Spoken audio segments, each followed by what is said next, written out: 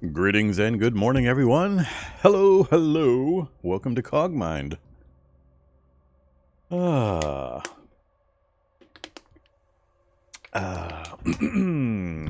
right, I'm ready. Let's do this thing. Let's play video games on the internet today. What are we playing? We're playing Cogmind. Some of you may recognize Cogmind. I have played it on the channel before, a couple of times. It's been a little while, though. It's been a while. And I was looking through my library, and I saw Cogmind and went, hey, oh yeah, I really like that game. Let's play Cogmind. We've had a lot of new viewers, new followers here and on YouTube recently, so I figured we would introduce Cogmind to a whole new generation of, soon-to-be roguelike revolutionaries. So, yeah, let's talk a little bit about the game. So I'll warn you up front. It is a roguelike in the traditional sense, and all the best ways of the traditional sense. Not one of those thinly applied, barely qualifies roguelikes that you see, that term is splattered over damn near everything nowadays. This ain't that. This is hardcore rogue. In a different packaging, a different subject matter, but it adheres pretty solidly to the old school rogue, goals, ideals, style. So, in it, we are Cogmind, and this interface is going to take some getting used to. When you first see it, especially when I get on a bigger map, you're going to go, what the hell? What am I looking at? That's us. We are Cogmind. That little blue guy right there. That's us. We are at the bottom of I don't know what this place is. Military industrial research facility? Let's call it that. We're at I think we're at minus 11 right now, but this is the intro area where we get our initial gear. Then we're going to move to minus 10.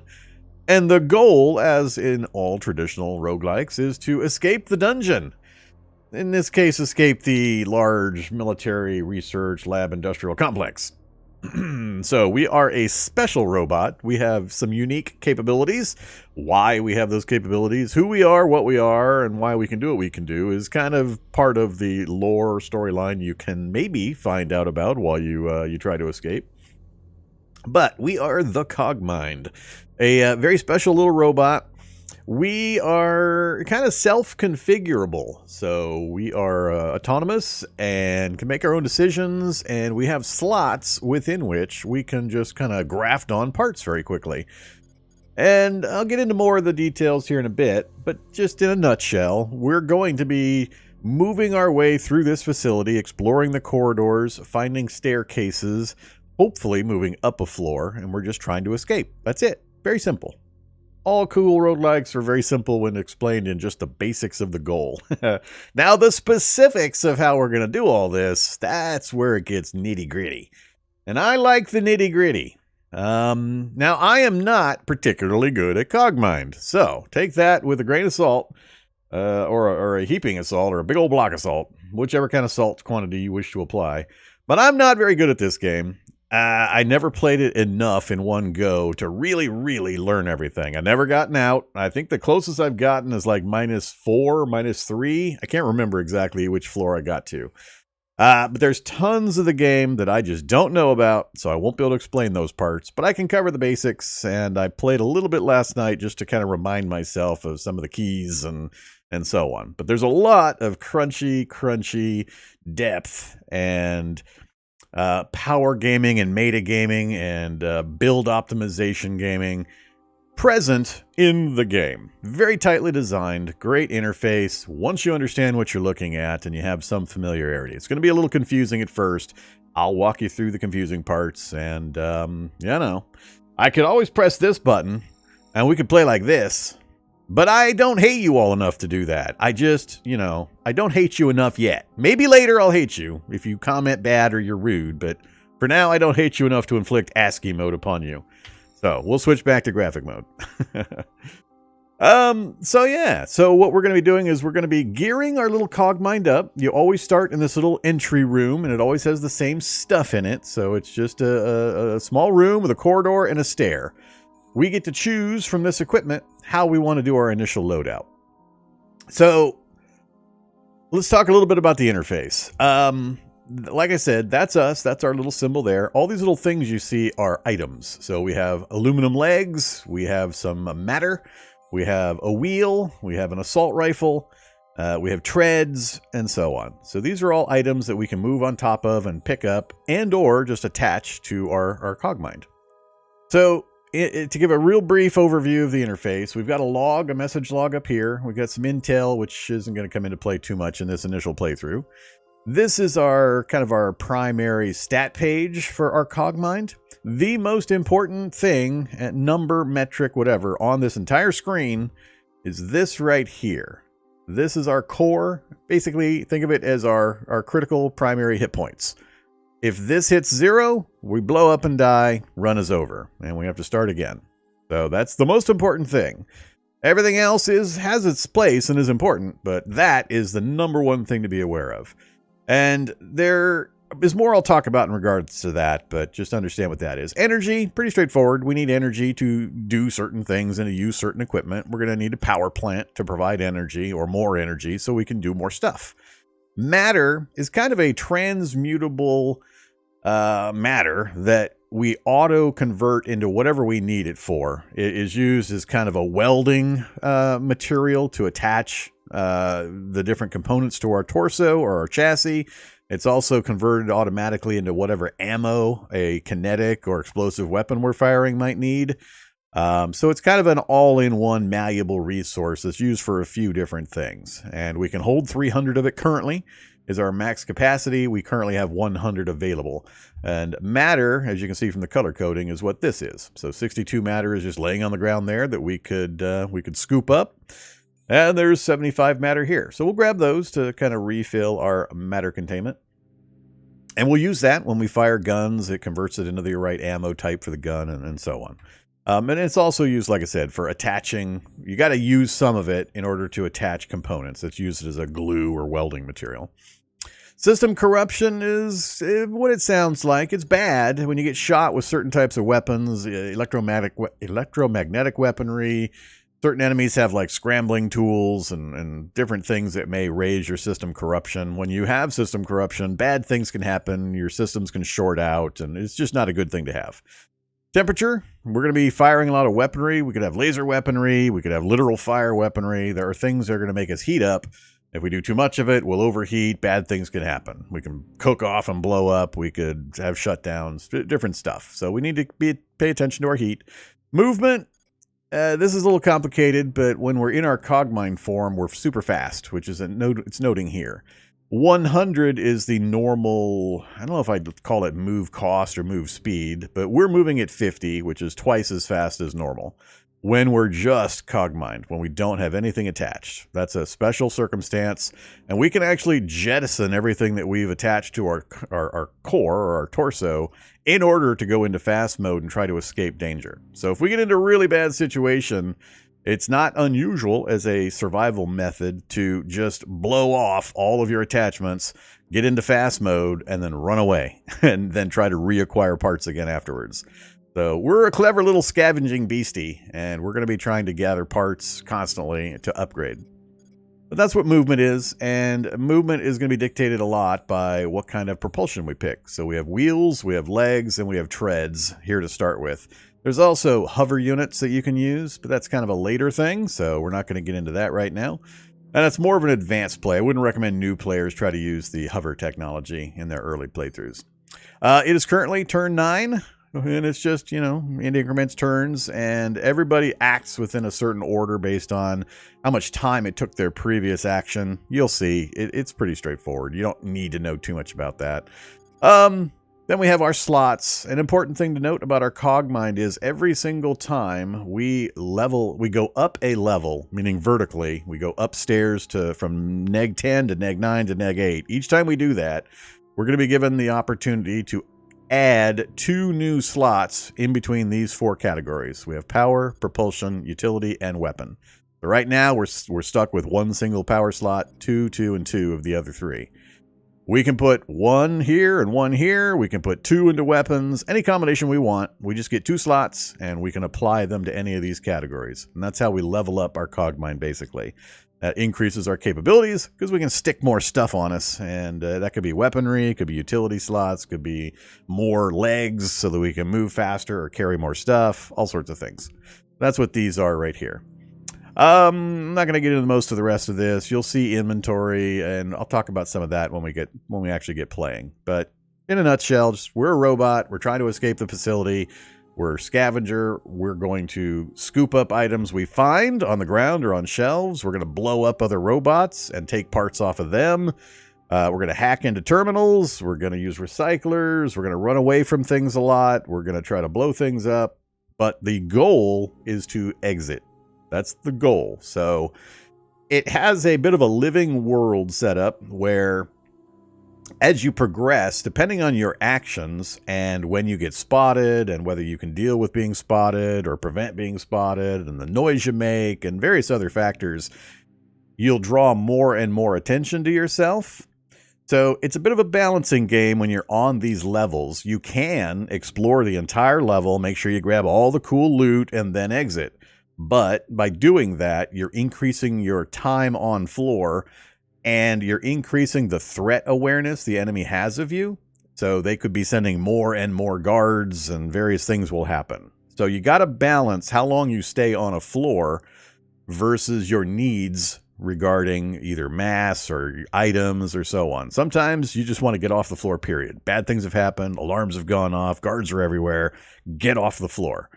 Other times, if you're quiet and you can maneuver and so on, you might need more equipment before you advance because it's going to get harder as you go up. So there's a very fine balancing act between just running to the nearest stairs. If you happen to find stairs in the first room you enter, you could just go straight up. Is it a good idea? Maybe, maybe not.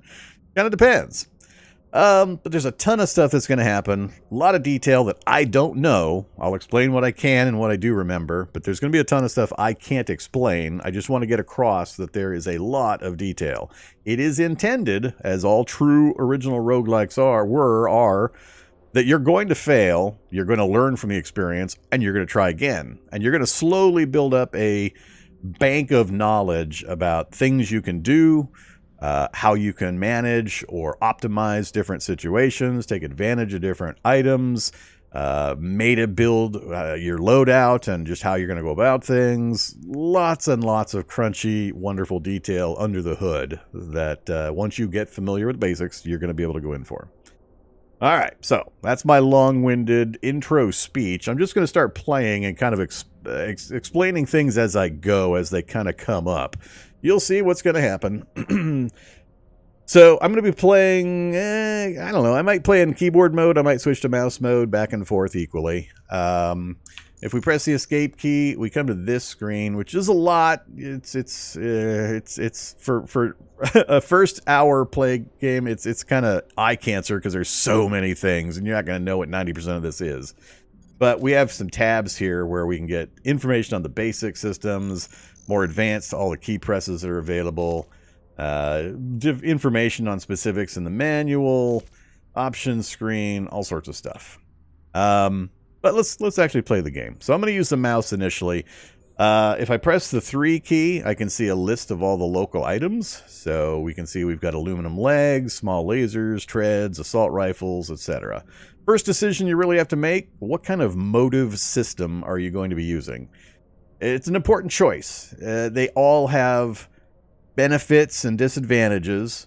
And for early game, for new players, I believe the general recommendation mostly is to use legs. Secondly, treads. Thirdly, wheels. And last, the hover, which we don't have present on this screen. So I'm going to go with legs. We'll go with legs because that's what's recommended. And there are reasons why legs are good. I don't remember all the details about them.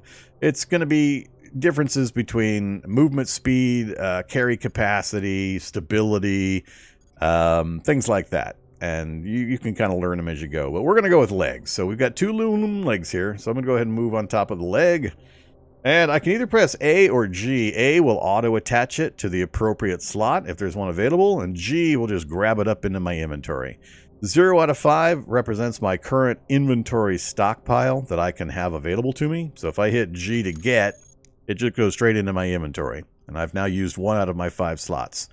An important thing to know about inventory here is that stuff in this cargo container has no mass, no weight, no nothing. It goes into a portable hole, a bag of holding, and it has no consequences on your actual Cogmind's movement abilities or weight capacity or anything. It's free, available storage.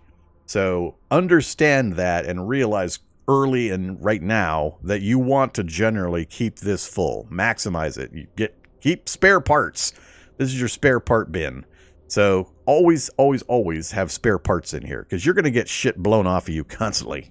Constantly. You're going to weld on legs and stick in a power plant and put some assault rifles on, walk into the next room, and you're going to have stuff blown off of you, chopped off of you, melted off of you. All sorts of stuff's going to happen. So you always want to have extras. There's no negative to completely filling your storage and leaving it full at all times. Zero negative at all, other than if it's full and you want a new part, you have to throw something out. But, that's not a problem. All right, so we have a leg here. I can either drag the leg up to propulsion, or there's other methods, but I'm going to go ahead and install a leg. So we are now walking. Instead of using our little hover or our Cogmind motive ability when we're completely empty, we are now walking. And it's going to be 120 speed. Let's go ahead and get the other leg. Hey, I overstepped it here. I'll hit A, which will auto-attach it to an available slot. So we now have 2 legs. 2 legs is better than 1 leg. Now let's go get do I want lasers? Let's go get this ion engine. And we'll attach it. So we now have an ion engine. And what these are doing is they're increasing our various statistics. So the legs are increasing, are setting our motive speed. Remember, 100 is kind of the average. So these are a little slower than average, but they have their advantages. There's a lot of other stats involved, and the interface is wonderfully, wonderfully detailed and configurable once you know what you're looking at. So on this part screen right here, if you look in the bottom corner here, we have CEWQ. It's currently on the Q setting. If I press C, it changes the display. C is for coverage. And I'm not going to go into detail on every single stat and thing that this is going to do, but coverage is pretty important. Coverage represents the chances that that item is going to be hit when incoming fire is received. And the values are relative to your core's exposure. So, these numbers plus this basically equal up to 100%. So we have a 31% chance if we have somebody shoot at us that our core is going to be hit, 18% that our engine is going to be struck, and 25% each that our legs are going to be struck. So that's very, very important. It's a concept you need to be aware of. This is one of the reasons why you want as many things welded to your body as you can, because the more things you've got in here, the less chance your core is going to be struck by any particular hit. So keep an eye on those numbers and be aware. You want to minimize exposure of your core at all times, because this is what kills you. You can lose all of these things over and over and over and over again. As long as you retain core, you're fine. But yeah, so we have information we can adjust. We have the energy requirements or production. We have the integrity, which is essentially the hit points of that particular item. So the legs, you'll notice, have a pretty good coverage as well as integrity. So they're going to take a number of shots before they get too damaged and fall off, and they have a high percentage. So they're basically like armor, the legs are, in addition to being a motive propulsion force. And then Q is kind of an info panel that combines a few pieces of information. And the same thing is true of all of this stuff. Now, we can also right-click on an item, and the right-click is going to bring up a data screen for that particular item. Lots of good stuff in here, so it shows the breakdown of the integrity. Rating is basically like the level of the item.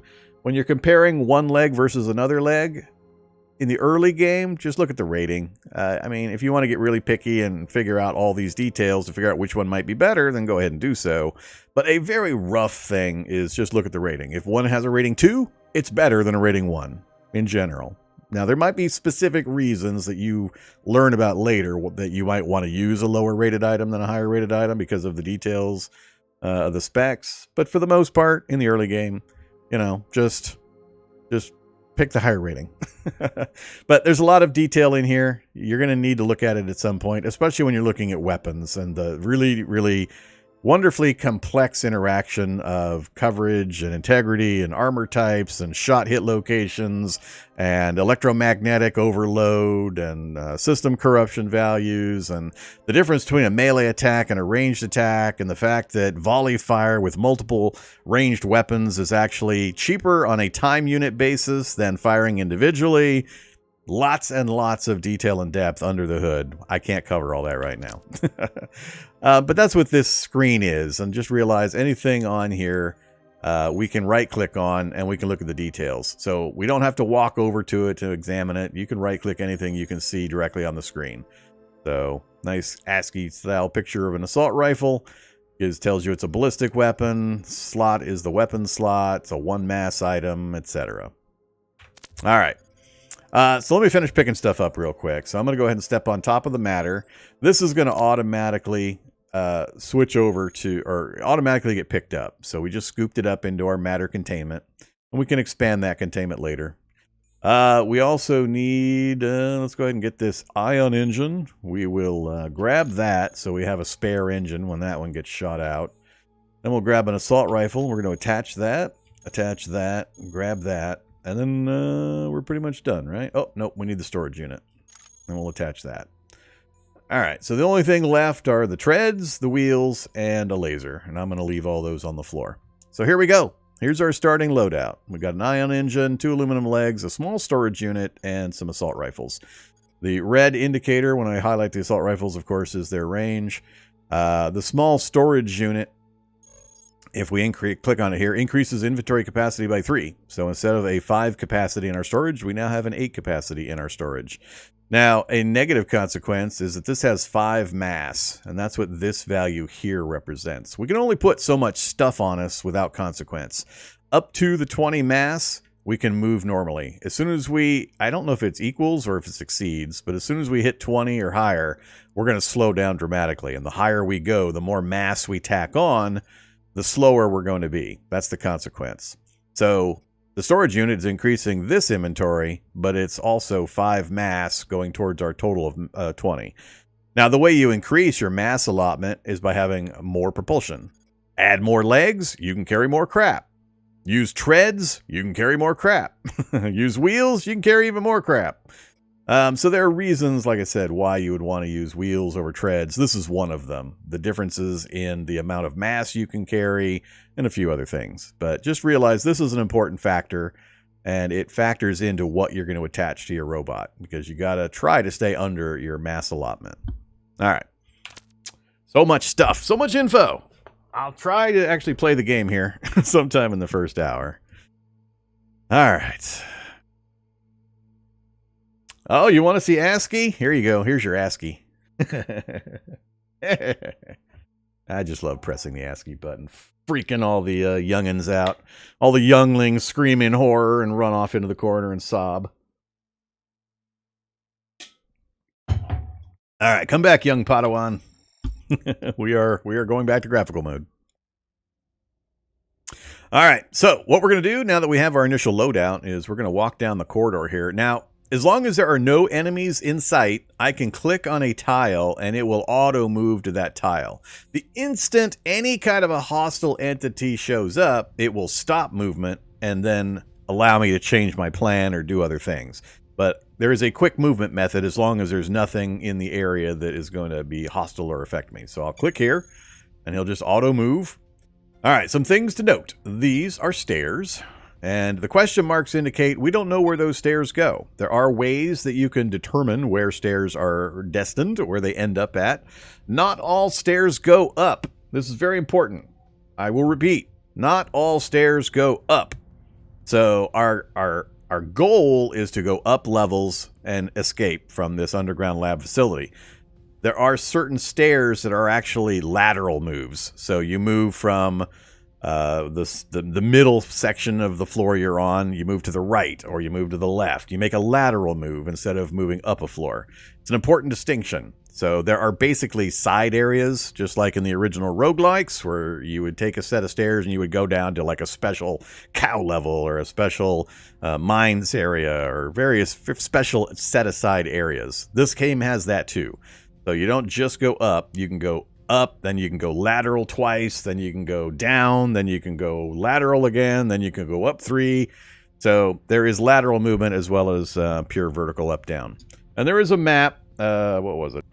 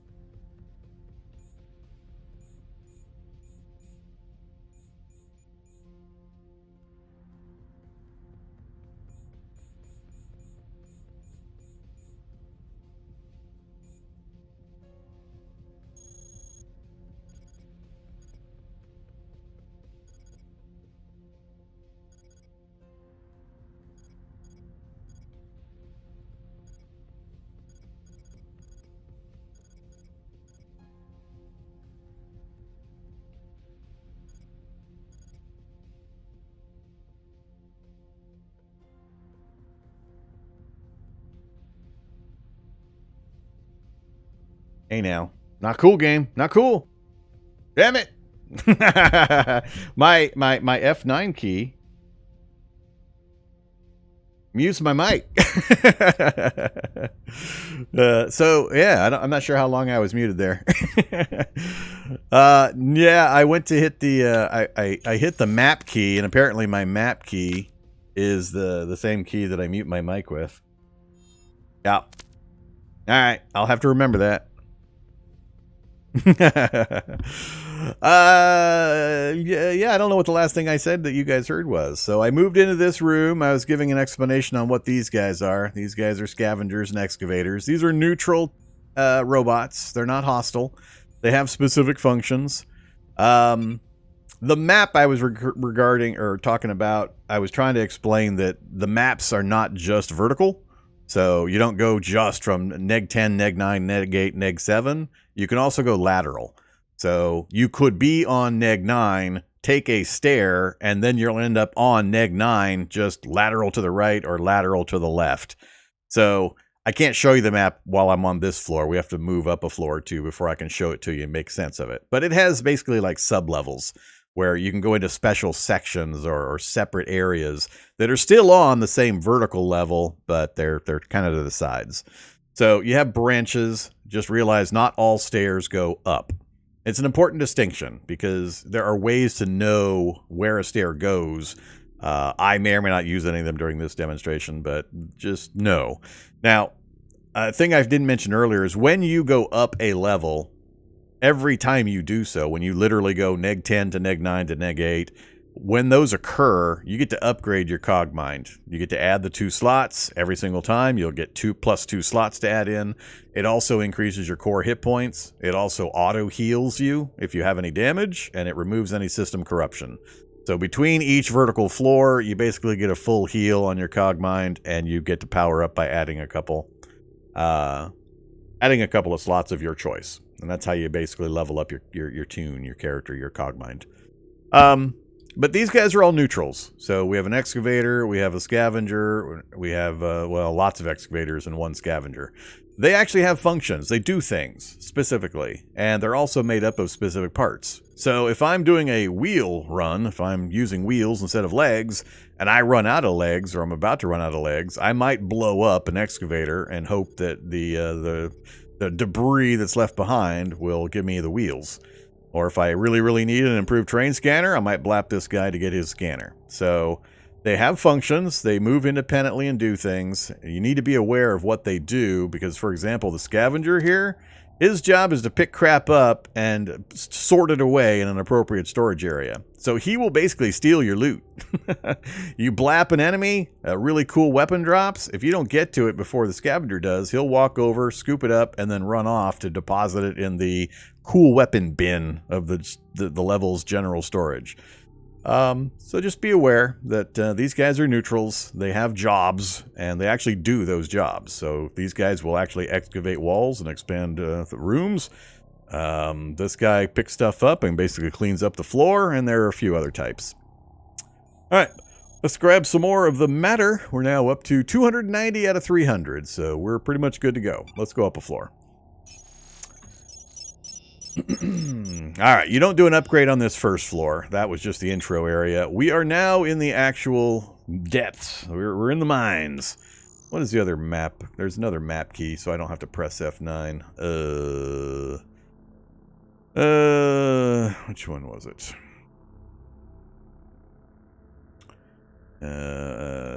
Shift map view, pan map, look mode, show world map, backspace. That's the one I'm looking for. All right, there we go.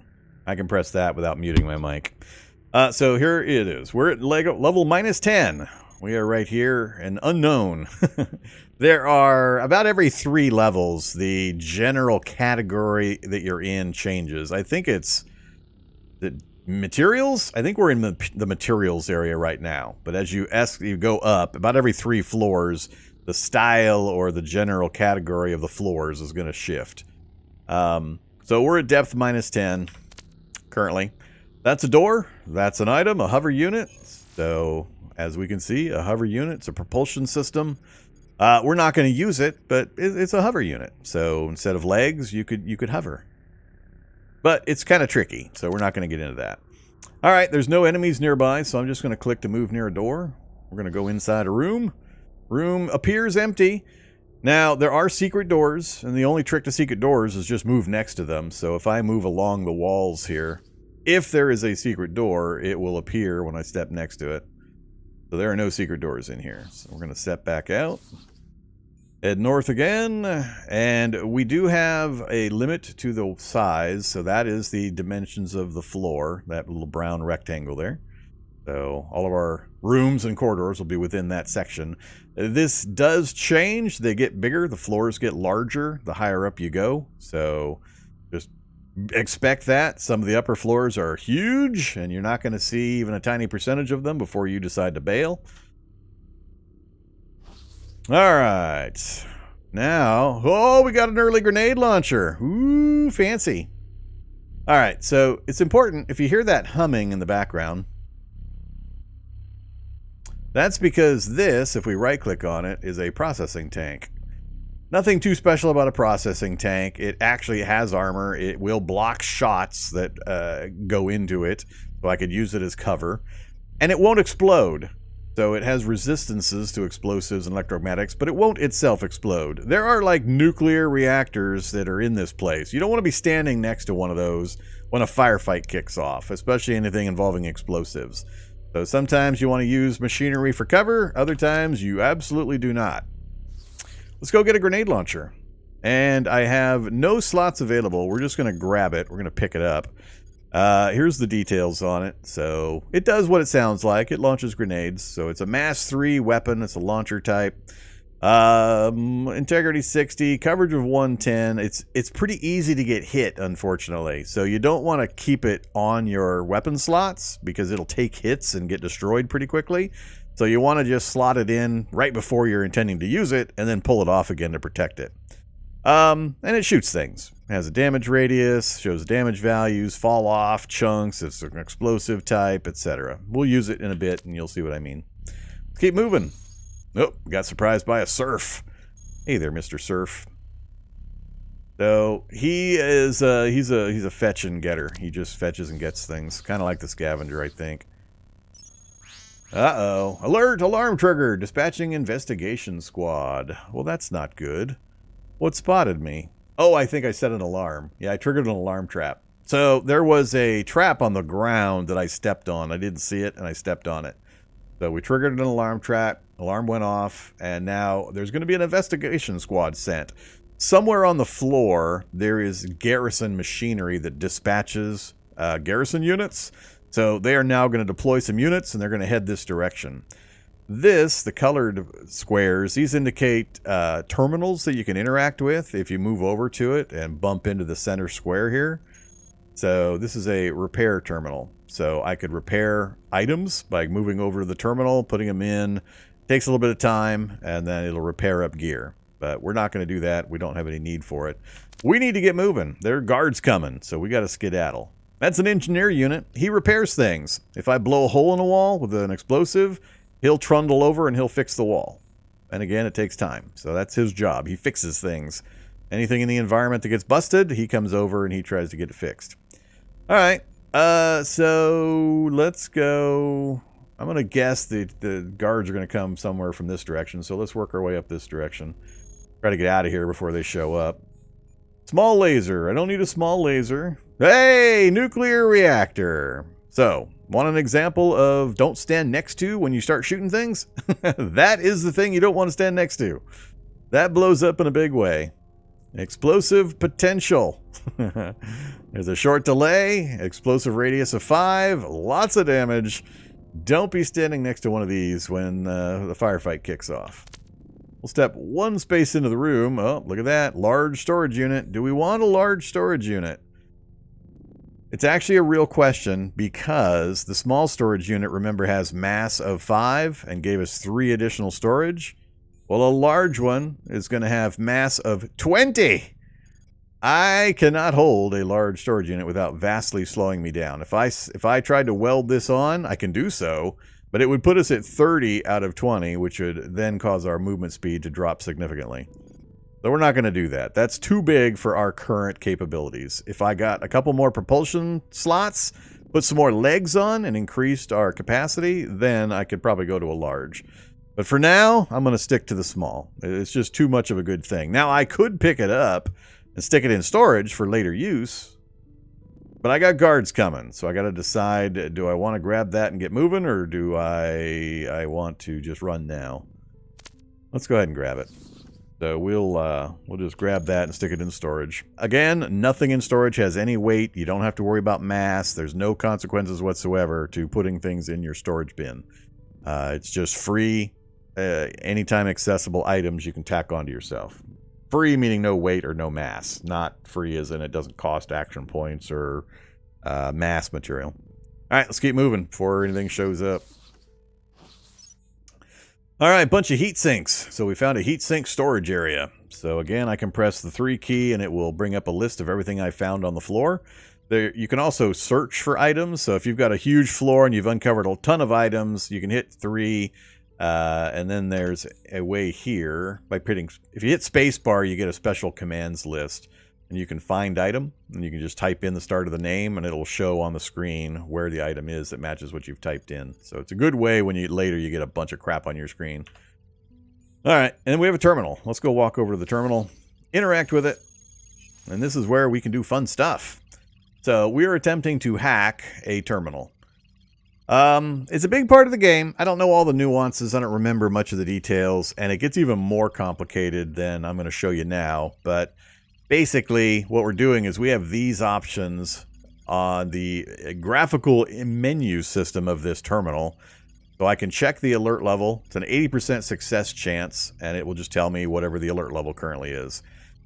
We can check surveillance status, investigation status. So this might be a good one because we set that alarm off. We can recall investigation. So there's a 30% success chance with my current abilities, my current gear, that we could successfully recall that squad that's heading to investigate the noise we made when we set that trap off.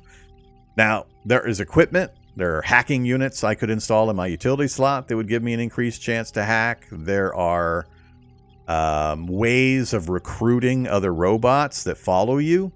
You can scramble them and hack them and have them follow you. Or sometimes neutral NPC robots will voluntarily join you. And join your cause, and they can help out. But there's various ways to improve your hacking ability through gear, through other robots, things like that. But we're pretty bad right now. The consequence to failing is that they're trying to detect me. So if I fail one of these, it's going to increase a detection tracing process. And if I fail too many or I fail catastrophically, they'll trace the location that I'm at, and they'll again send robots my direction. We can check hauler manifests. There are hauler robots moving items around the floor. If I click on this and we succeed, I'll get a list of the haulers and what items they're traveling with. So we might find something they're hauling that we really want and go try to track them down and blow them up and then pick that stuff up for ourselves. Component inventory. I think this is components inside like recycler units that haven't been processed yet, storage units, things like that. Zone layout is a show me the map, and it'll only show you a certain range around you. Let's go ahead and do alert level first. So we succeeded. Alert level is low security. Estimated trace progress is 0%. No problem from that one. Let's go ahead and check zone layout. All right, so we retrieved zone 2B layout, downloaded map data. Now, we did get detected a bit, so there's a 50% trace progress. So probably it would be best if I bailed out of here right now instead of pushing my luck. I would love to do recall investigation, but I'm not going to try a 30%er. Now, this last one I'll note, but I don't have a lot of details on. You can, okay, so see this right here and see this? If I write these down or copy them, paste them into a notepad on the side of my monitor here, I could use these exact strings as a manual command at any terminal, whether it listed it on the list here or not, because not all terminals are going to have this same list of options. It's going to vary, but as long as I know the command, I can say manual command, put this string in exactly as listed, and it would execute that command. So learning these and learning the list of these is important, because you can use a manual command and do that at any terminal you can have access to. I haven't used it a lot myself. I don't know all the commands, so, you know, that's part of the depth that I haven't explored yet. I'm going to bail. Let's bail. Let's keep moving. Uh-oh. All right, so yellow bad. This is a tech. So he's an operator class robot. He's got an ion engine, a hover unit, and a hacking suite. And the hacking suite is would be nice if I could get a hold of. But basically, he is attached usually to a terminal. And if he spots you, he's going to run over to the terminal and he's going to lock it down so you can't get access to it. And he's going to send out an alert. He's too far away for me to shoot reliably right now. He's probably going to detect me, but we're going to bulldog our way right on through, preferably. So, threat detected. Alright, IFF handshake failed. Securing terminal. So he's run off to wherever the nearest terminal is to lock it down. Well, there's the terminal. Alright, hostiles spotted. Dispatching reinforcements to terminal M002. So once again, we're on the run.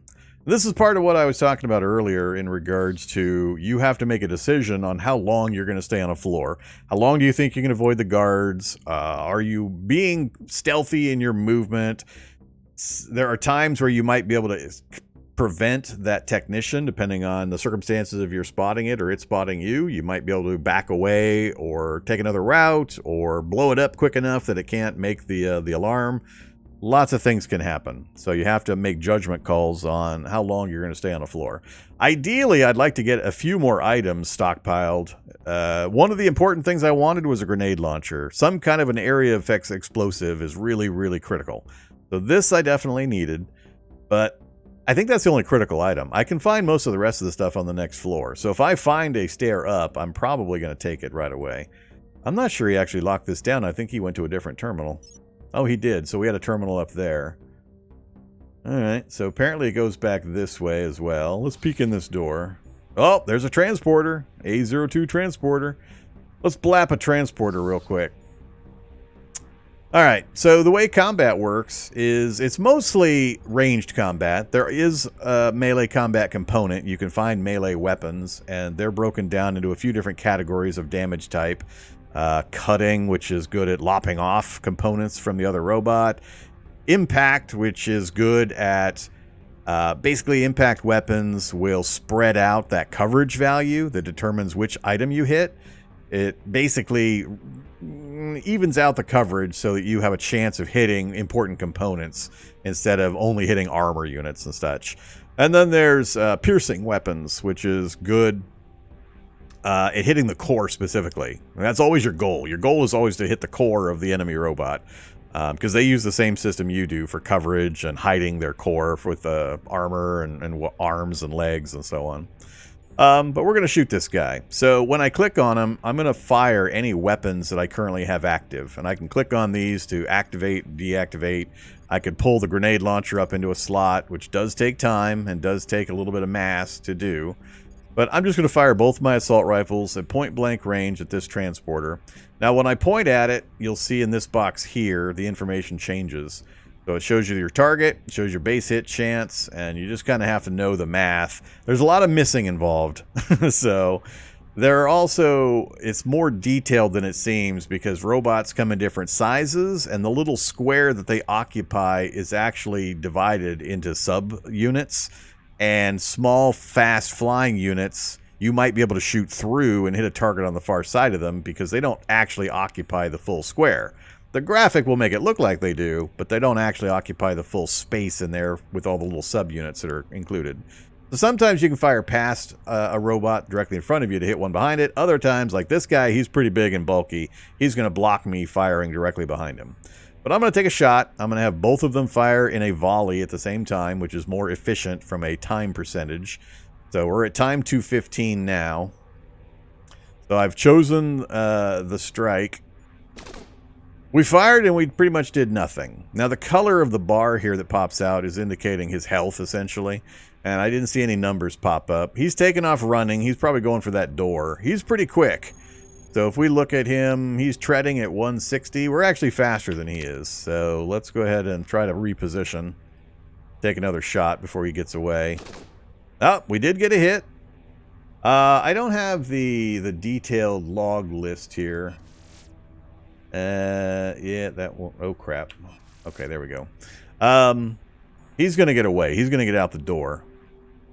I don't think I'll get another shot before he. Nope, I don't have a line of sight anymore. I don't think. Oh, we got him! Lucky shot. Lucky shot right before he cleared the door. All right, so he dropped some stuff. He dropped light treads, a couple of sensor arrays, and 2 huge storage units.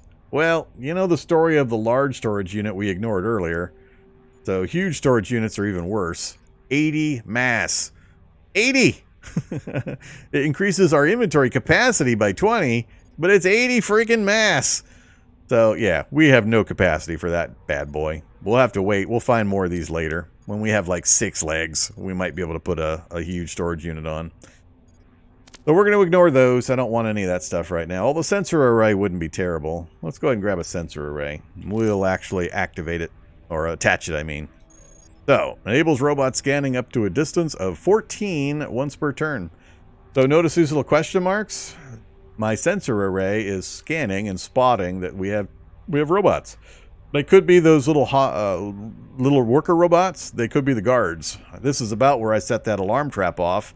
I got a pretty good sense these are the guard units that were sent to investigate. So we're going to not go that way. So let's go. Whoops, that's no choice. I'm going back up that way, I think. And now we got units up here. Ah, damn it. All right, time for a fight. I picked wrong. All right, so we have 2 mercenary units. Let's take a look at them. G34 mercenaries. They are grunt class, medium size, medium hull, hostile. They run the same speed I do, so they're on legs. They have 15 hit points for their core integrity. Core exposure is 40%, which is pretty good. So hits on them have a fair chance of actually hitting the core. We only have a 20% core exposure with our current setup. They've got ion engine, 2 legs, and heat sink. And they're firing small lasers, which could be bad. Lasers will heat up targets they hit. So I have to worry not just about heat that I generate. I have to worry about heat that is applied to me by weapons from the enemy. Now, this is not a good firing position, so we have to get into the mindset of minimizing incoming fire. So if I step back to this space here, it'll force these guys to move to this position to be able to shoot me. Now, the first round, it'll just be me and this one guy if I'm in this position. He'll probably shift down and let the second guy in. The enemies are also smart enough, depending on circumstances, to try to circle around and come at you from another direction. So I don't want to try to fight both of these guys out in the open. So I'm going to step back a space. Then I'm going to roll my mouse. The mouse wheel acts as a time advance, so I'm going to just roll time forward. Come on, time. Why are you not rolling forward? Uh-oh. Oh, I have to have the mouse on the map here in order to do it. If it's over here, it won't work. All right, so I can see because of my scanner that they're approaching. So one more. All right, here we go.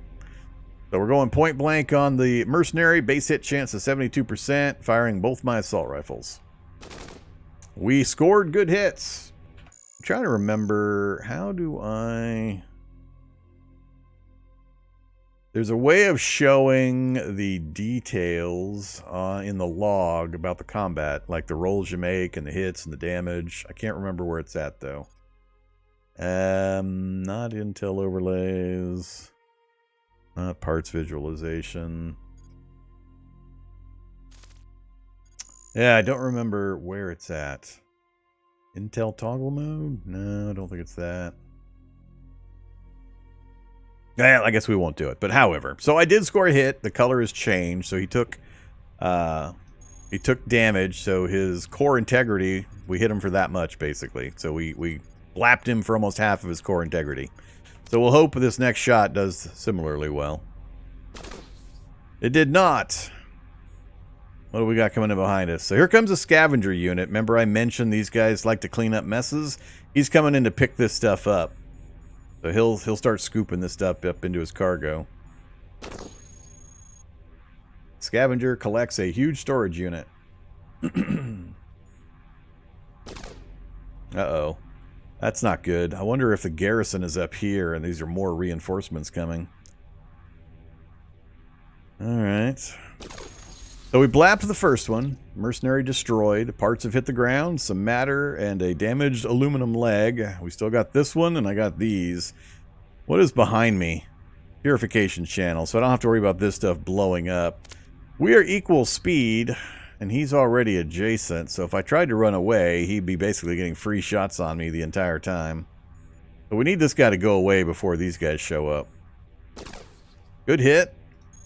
We got him down to, again, 7 core integrity. Blapped another one, so mercenary destroyed. Another leg hit the ground and a small laser. We're at 260 out of 300 on our matter, but I don't want to be here when these guys show up. I'm going to take off running.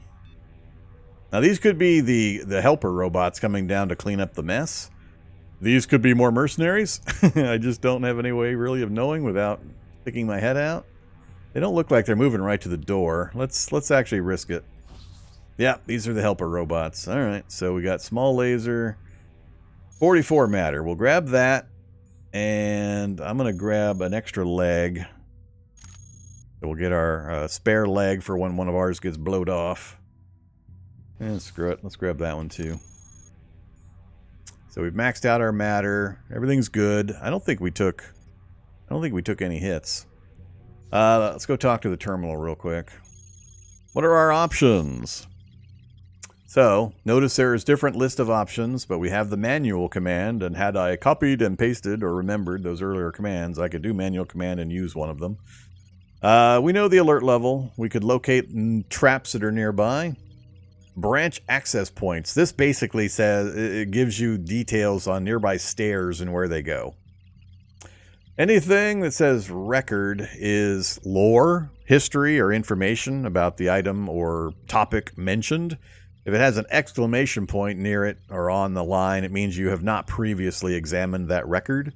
So it keeps track from run to run, challenge to challenge, so you know which ones you've actually learned. So I already know about scanalyzers. That's the name of a piece of equipment, a terminal type that we can use to scan items and create schematic blueprints of, which we could then take to a production terminal. We could pick the schematic that we know, and we could have it generate the item. All right. I don't really care about Holler Manifest. We know security status. Let's try locate traps. We failed. Near success. So triggered node purge. So we didn't get much trace progress put on us. So let's try it one more time. We failed again, and that time they did get a lot of progress. Alright, let's bail. Let's see. Do we go up into a kind of a dead-end corridor? There's another transporter unit. What else we got? Tech, surf. Techs. I'm going to ignore the top. Oh, well, now we got a choice. We have located stairs. Do we go for the stairs? We've gained a few spare parts. We've got our grenade launcher. Or do we stay on the floor and keep exploring? Assault rifle, mining laser, and a terminal that's been turned off. Alright, I want the assault rifle. Right now we're rocking light assault rifles, so that assault rifle is going to be a little better. Range 18, damage 10 to 15 versus... I think there's... Yeah, right here it shows the comparison between the two items I've just selected. So I can see that the light assault rifle is less damage, less integrity, less coverage, but it also consumes less matter, has less recoil, and less firing delay. So you can do item comparisons. Mining laser basically lets you dig through walls. I don't want that right now. Whoop! Oh, thank goodness. I got moving, and then when the door opened, I got worried that was another one of the guard mechs. Another transporter unit and processing tanks. Oh, scout unit. Alright, so it's a watcher class, small size, hover unit. It's very fast. It's got a light engine, hover unit, visual processing unit, sensor array, and signal interpreter. It'd be nice to get a signal interpreter. This guy's going to be hard for me to hit, though, and he's going to put out a warning. See if we get lucky. Nope. Nope. They're stupid fast compared to me. Now I think... Oh, we almost stepped on another alarm trap.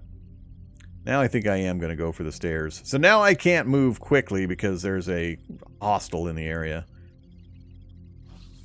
Let's go ahead and hit this terminal on our way by. Whoa! So, security level 2. Much tougher. Much tougher. High chance of detection. Low chance of success on any of these items, but look at the list. All sorts of fun stuff in there. We're going to ignore all that fun stuff. Alright, let's go ahead and take the stairs. Hopefully it goes up. Alright, we went up. So we're now going to be on level -9 in between levels. This is our reward. We heal any damage to our core. We remove any system corruption, and we get to apply 2 new slots to any things we want. So, I am, for this first one, going to go propulsion. I might do double propulsion. That way I can carry more stuff. I can slot on more massy stuff. Doesn't give me more utility slots or anything, which is also extremely useful. I don't think I need more than 2 weapons right now. Let's actually split it. Let's go 1 and 1. We'll go 1 to our propulsion and 1 to our utility slots. And we've also increased our core hit points. That's the other benefit to going up a level. You increase your hit points, you heal, you remove system corruption, and you get your 2 slots. All right.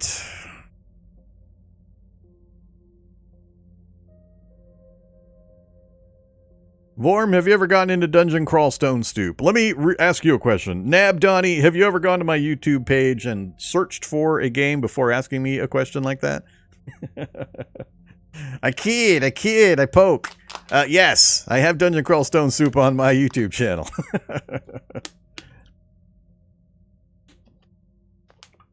I haven't played it in forever, though. It's been a long time, many years ago. 5 years ago? I don't know, it's been a while. I didn't play it super extensively, but yes, I have played Dungeon Crawl Stone Soup. Do you get stuff resources by destroying station gray things? I don't believe so, no. Not the machinery and that kind of stuff. Alright, so we're on a new level. Security and everything has been cleared, so we're back to hoping to be stealthy. That sounds bad. Material compactor, that's not bad. Uh-oh. Already detecting somebody. I'm going to bank or gamble that that's safe. Yeah, a neutral. Damn it! Ah! Instantly. It's seen by a scout. I'll try to go back the other way, but he's probably going to come my way. There's a transporter. Ooh. Now, there are consequences for just making raw noise. Like if I just started chucking grenades all over the place and blowing walls up and stuff, that would also raise the awareness of my presence. Do I want to try to blap a transporter right off the bat and hope he's got cool crap? Of course I do. Of course I miss a ton, which is kind of embarrassing. You're a terrible shooter guy. Oh, troopers already. Damn it. Well, that's not good. That's a medium-sized grunt unit. He's packing a particle gun. And 2 legs, same speed as me under my current arrangement.